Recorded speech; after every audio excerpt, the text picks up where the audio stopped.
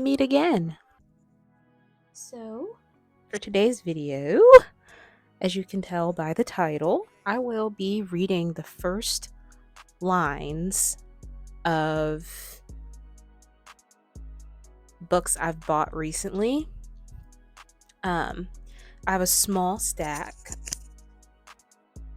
So I'll be reading the first lines and I'll be rating them by level of intrigue.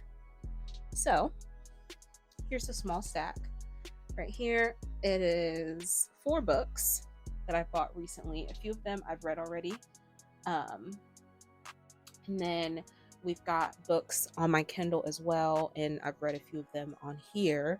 So we're going to jump right on into it and start with The Roommate Pact by Allison Ashley. I guess I'll read the blurbs on the back of the book as well so that you kind of get the gist of what they're about before I go in and just like read the first line to you and you're like, what is this? So, all the fun, none of the heartache, as long as they stick to the agreement. The proposition is simple. If ER nurse Claire Harper and her roommate, firefighter Graham Scott, are still single by the time they're 40, they'll take the proverbial plunge together as friends with benefits. Maybe it's the wine, but in the moment, Claire figures the pact is a safe enough deal, considering she hasn't had much luck in love and he is in no rush to settle down. Like, at all. Besides, there's no way she could ever really fall for Graham in his thrill-seeking ways, not after what happened to her father. Just as things begin to heat up way before the proposal, just as things begin to heat up way before the proposed deadline, Graham's injury.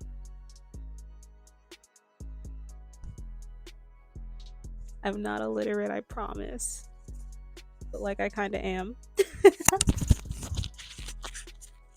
Graham's injured in a serious rock climbing accident and he needs Claire's help to heal.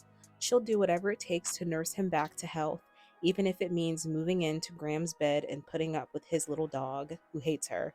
But with this no-strings agreement taking a complicated turn, keeping for now from turning into forever isn't as easy as they planned. I'm going to read a little bit of the author's background. Allison Ashley is a science geek who enjoys coffee, craft beer, baking, and love stories.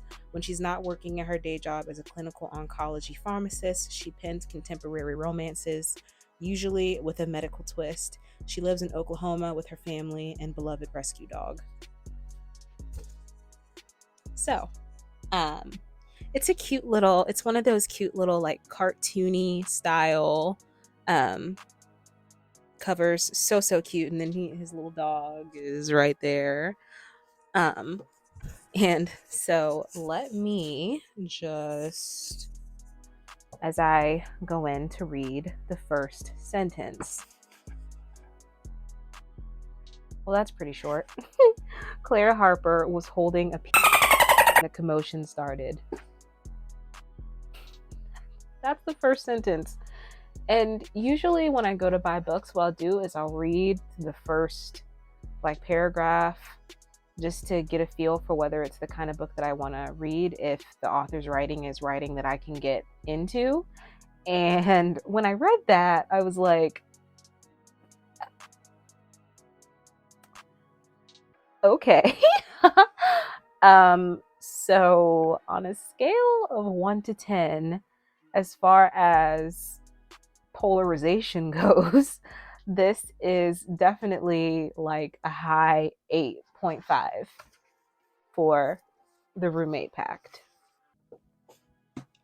And then next, we have a book that I have already read and enjoyed in a really weird, crazy kind of way, and that is Chuck Palahniuk's Fight Club. Actually,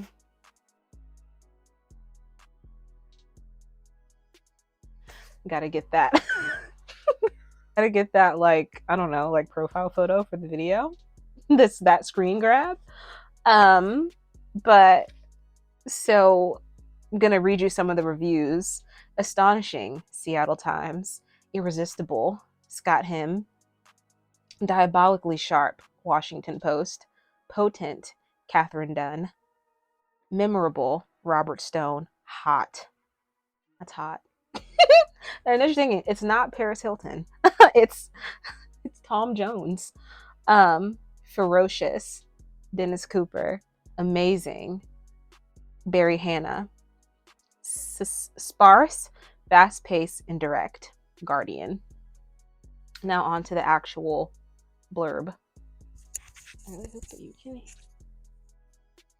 can hear me. Can you hear me? All right, I'm just gonna hold it. Chuck Palahniuk showed himself to be his generation's most visionary satirist in this, his first book. Fight Club's estranged narrator leaves his lackluster job when he comes under the thrall of Tyler Durden, an enigmatic young man who holds what was I who holds what was I even saying?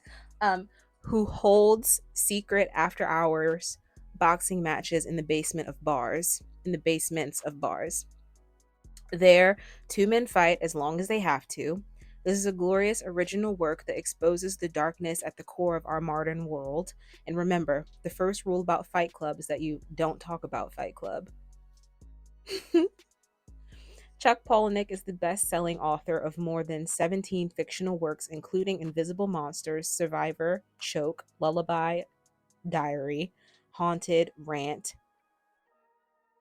Pygmy, Tell All, Damned, Doomed, Beautiful You, and most recently, Adjustment Day. He lives in the Pacific Northwest.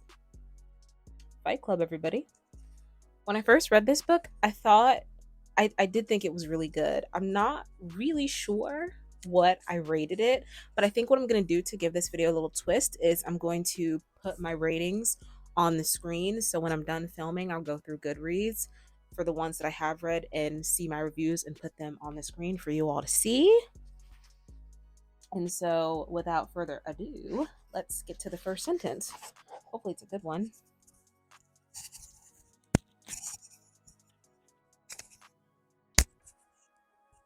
Tyler gets me a job as a writer. Tyler gets me a job as a waiter. After that, Tyler's pushing a gun in my mouth and saying, the first step to eternal life is you have to die. Fight Club. So it definitely sets the stage for the kind of story you're about to read, this very eccentric story. And so 1 to 10 on the level of polarization, I think I'm gonna give that, because it's like kind of off the wall, but maybe I have a bit of a bias again because I've read the book and I understand, I know what it's about. But I'm trying to think of it like separating from my experience reading it. So I think I'm gonna give that a 7. Yeah, 7 is the number that is just like popping up in my head. So 7. And should I keep track of these ratings? Yeah. Let me get my pad.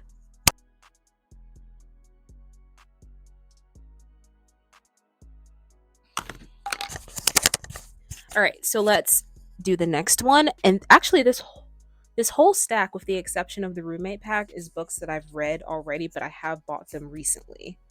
So next we have a book I just did a vlog on, and that is The Inheritance Game by Jennifer Lynn Barnes. Secret passages, elaborate riddles, billions at stake.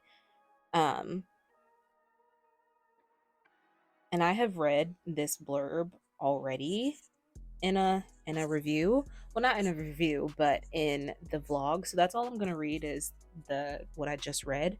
And then I'll read some of the reviews. Impossible to put down, BuzzFeed, which is kind of true. Part The Westing Game, part We Were Liars, completely entertaining. Kirkus Reviews.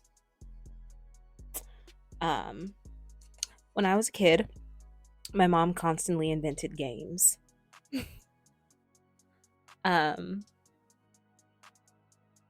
I think I'm gonna give that one a solid 2. Gonna give it a 2. It's giving because this book the is this book heavily revolves around games and riddles and such, um, and secrets. So for that, it is very telling of what the book is. It foreshadows what you're gonna be getting into. But as far as like intrigue and making me want to really get into this book and continue reading it, definitely gonna be a 2. Definitely gonna be a 2 for the inheritance games.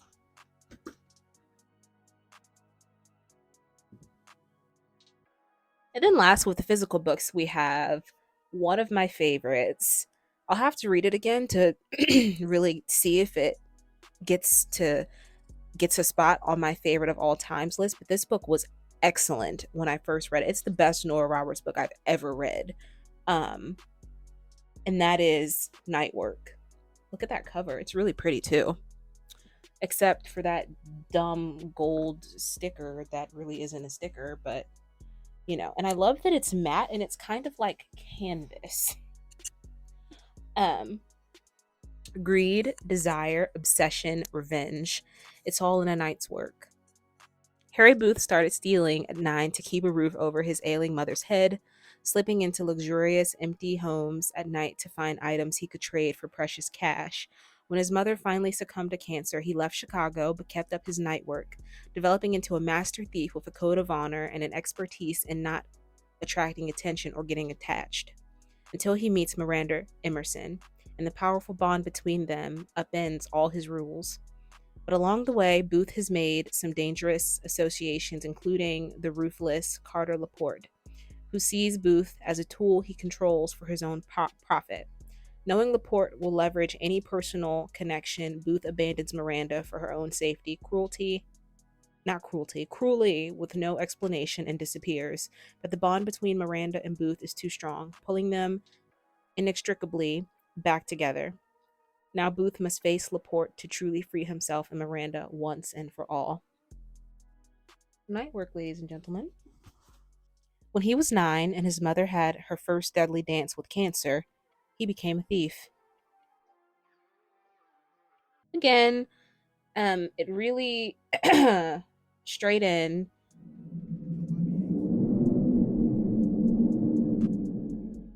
tells you what the story is going to be about, what the main plot of this story is. But as far as intrigue, I, I'd have to give that. I'd have to give it like a 5. Let's give that a 5 for intrigue. Let's give Nightwork a 5. Now we're gonna get into the books that are on my Kindle, so I'm gonna have to put them up on the screen. So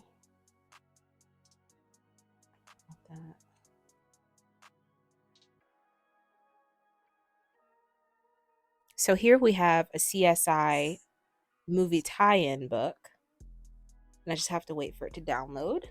I just bought this yesterday.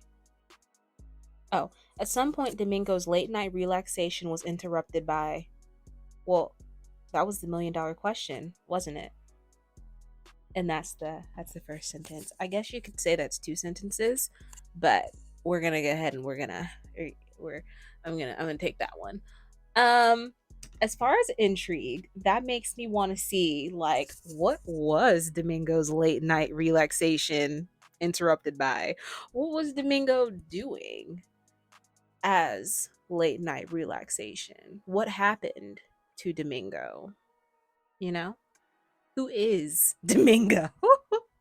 So I'm gonna give that a 9. I'm gonna give that a 9. And that is CSI. And then we're going to do another book that I've just read recently, which is Her Radiant Curse by, I didn't mean to do that, by Elizabeth Lim. I was not born a monster. It's the first sentence. And it's very simple, very short and sweet and to the point. And so, but But then again, the same thing with CSI. It makes me wonder, like, what kind of monster? How did she become a monster? How long has she been a monster? So I think I'm going to give that a 9 as well. Then I'm going to do one more, and then we're going to bring this thing to a close. Do classic John Krakauer, because I just read that recently as well. So let's do that. Here we go. See, this is a nice meaty first sentence. 22 miles down Highway 1 from San Francisco, a craggy fist of land called Pillar Point thrusts emphatically into the cold Pacific. And so that makes me wonder, why are we driving 22 miles down Highway 1 in San Francisco? And it makes me want to Google Pillars Point so that I can accurately imagine what it looks like, because this is nonfiction, by the way. And so for the final book, the final first sentence, I think I'm gonna give this a I think I'm gonna give it a 6 for intrigue. It makes me want to continue reading because I'm feeling like I think I'm gonna I like the description of Pillar Point, and I love the way he writes about it thrusting up into the Pacific.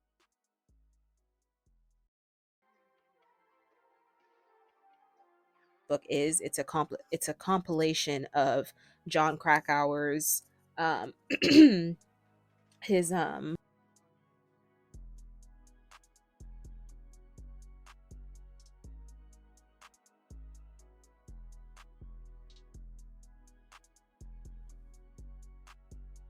solid 6 for the first sentence of the book. And so, all in all, we're going to go back down the list real quick before we close everything out. We have the roommate pack sitting at 8.5, the second highest. We have Fight Club sitting at number 7. We have The Inheritance Game sitting at a 2 with the least intrigue on this list. And then we have Night Work at number 5, sits right there in the middle. We have CSI, Crime Scene Investigation, Blood Quantum, with the highest rating and tied with the next one, sitting at a 9.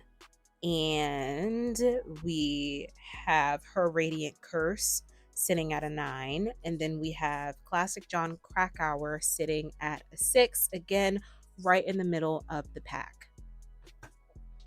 And so I hope that you enjoyed this quick little video of me just reading the first sentences of books that I bought recently. And I just want to say thank you for watching if you've made it this far. And if you have made it this far, please consider leaving a like, leaving a comment, telling me what kind of videos you'd like to see.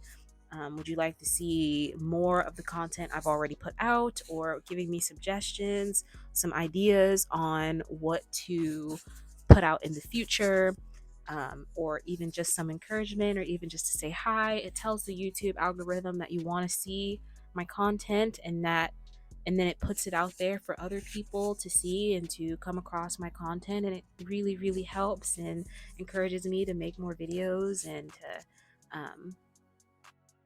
to just brainstorm bigger, better ideas for the channel. Subscribe if you've made it this far. And thank you for watching and taking time out of your day to watch my little old video talking about books. And if you want to become a local hippie too, hug some trees, read some good books, then yeah, you should do the big 3: like, comment, and subscribe. And I hope wherever you are that you have or you will read a good book. And I'll see you when I see you.